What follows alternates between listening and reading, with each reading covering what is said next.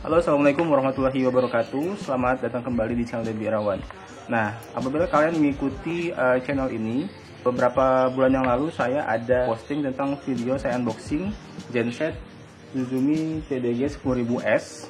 Dan kalau berdasarkan buku petunjuknya, untuk 20 jam penggunaan itu kita harus mengganti oil mesin yang pertama kali.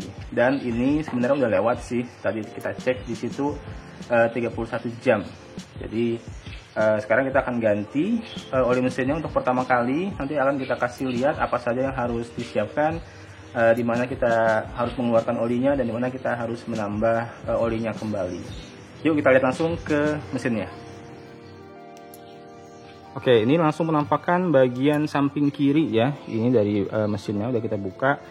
Dan di sini bisa dilihat bahwa ini adalah tempat memasukkan olinya yang warna oranye ini. Yang warna oranye ini tempat kita masukkan olinya. Kemudian yang warna hitam ini adalah tempat saringan atau filter olinya. Dan ini belum akan kita bersihkan ya, karena di petunjuknya itu baru akan dikerjakan di 100 jam penggunaan. Dan ini adalah tempat kita akan mengeluarkan olinya nanti. Nanti kita buka dulu yang ini, kemudian baru kita buka yang tempat keluarnya oli tadi. Dan untuk memasukkan tempat penampungan oli bekasnya, kita harus tinggikan dulu. Ini kita pakai papan, kita tinggikan. Dan bagian sebelah sini lebih rendah dari yang sebelah satunya lagi, biar olinya bisa terkuras sempurna seperti itu. Lalu kita lanjutkan ke penggantian olinya. Oke, baik, ini sudah kita posisikan tempat penampungan oli bekasnya. Dia akan jatuh ke rangkanya dulu, baru nanti ke tempatnya yang di bawah ini. Kita akan mulai dari membuka tempat masuknya oli ini, biar nanti dia anginnya bisa masuk saat oli bawah ini kita buka tempat keluarnya, biar dia bisa lancar keluarnya. Oke.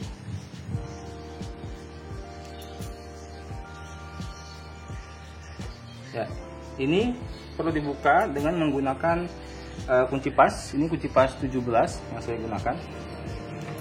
Masuk ke sini. Diputar berlawanan dengan arah jarum jam. Ya. Ini kita putar perlahan.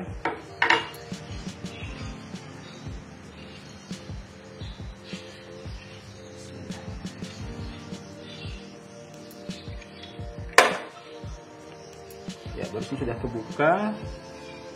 Ini adalah tutup penguras olinya, dan sudah bisa dilihat kan olinya udah keluar dari tempat yang kita buka tadi, jatuh ke rangka, dan dia akan jatuh ke tempat penampungan di bawah ini.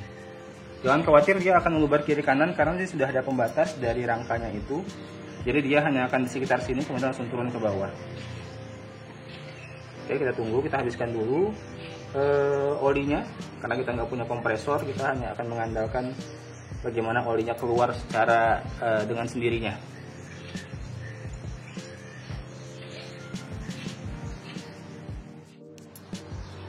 Ya, sembari kita nunggu olinya habis keluar dulu ya. Ini masih ada netes dari tempat pengurasan oli di bawah itu. Kita coba cek di sini. Ya, situ hoursnya udah 31,3. Udah lewat. Padahal di sini tulisannya untuk first month atau 20 jam pertama itu harus sudah replace engine oil first time. Ya, nggak apa-apa lah. Karena kemarin kita agak sibuk, jadi nggak sempat ganti oli, baru bisa keganti sekarang. Dan kalau kita lihat speknya ya, ini penggantian oli setelah 20 jam ini kita akan ganti lagi setelah 100 jam, kemudian setiap 3 bulan untuk mengganti olinya. Dan untuk filternya baru kita bersihkan di 100 jam nanti, kemudian disarankan diganti di 500 jam. Dan untuk posisi filter ya, seperti yang sudah kita sampaikan tadi, ini belum kita apa-apain. Ini adalah posisi filternya, dikunci menggunakan nomor 10. Jadi tadi kita cuma buka intake pengisian oli sama tempat nguras oli aja. Oke, bentar lagi udah selesai. Kemudian kita bisa lanjut untuk pengisian ulang olinya. Dan untuk olinya, kita kemarin sudah tanya ke penjual, dia sarankan saya 1040. Nah ini dia olinya. Untuk merek sih ini terserah sih ya. Dan kebetulan di tempat kita yang ini yang agak direkomendasikan oleh penjual toko mesin di sini. Katanya agak beda dengan Meditran. Biasanya kita pakai Meditran sih, tapi katanya ini agak sedikit lebih awet katanya. Kalau Meditran tuh nggak lama langsung kayak hitam-hitam gitu. Kalau ini agak sedikit lebih awet dari Meditran. Mungkin mereknya pun tidak begitu familiar ya, Kyoso. Kalau Meditran kayak malah udah terkenal gitu. Tapi di sini orang banyak pakai ini sih. Jadi kita pakai ini aja. Kebetulan juga orang tua juga cukup familiar dengan mesin diesel untuk kapal segala macam. Jadi kita pakai ini. Kebetulan speknya kan juga sama tuh, saya 40. Jadi menurut saya cocok aja dipakai untuk genset Tsuzumi TDG 10.000S ini. Kita perlu 2 liter, nggak persis 2 liter sih, kayak 1,7 atau 1,8 gitu. Kita ikuti batasnya aja. Nanti kita ikuti batas yang di sini. Kalau batas sudah cukup, berarti udah segitu takarannya.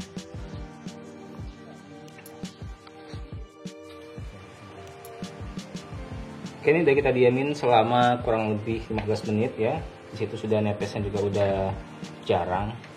Kayak misalnya 3 detik sekali tetesan, jadi kayak udah cukup lah untuk menguras isi dalamnya. Ini kita mulai dulu pasang jalur keluaran oli tadi. Oke. Kencangkan, gak usah terlalu kuat ya, nanti rusak itunya beratnya. Oke, sudah cukup kencang. Karena dia ada sealnya ya, sininya kayak karet, jadi nggak begitu kencang, udah cukup rapat. Kemudian kita tinggal turunkan lagi yang sebelah sana, karena untuk isi ini levelnya itu harus rata dulu, baru pengukuran ini bisa akurat. Kalau posisi miring ini nggak akan akurat untuk mengetahui isi dari oli yang ada dalam sini.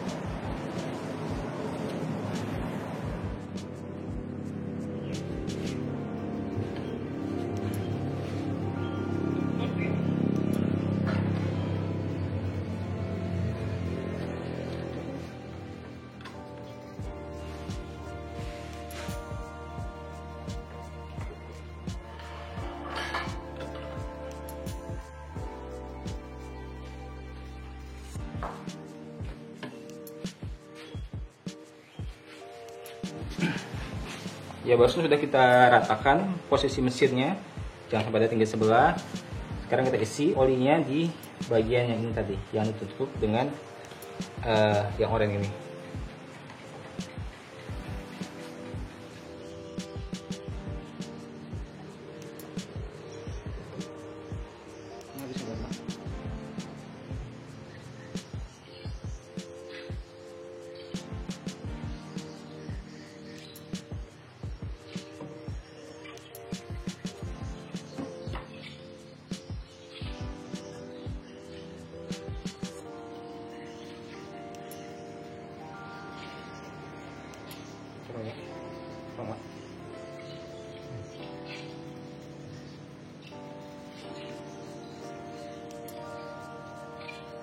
Tertuju.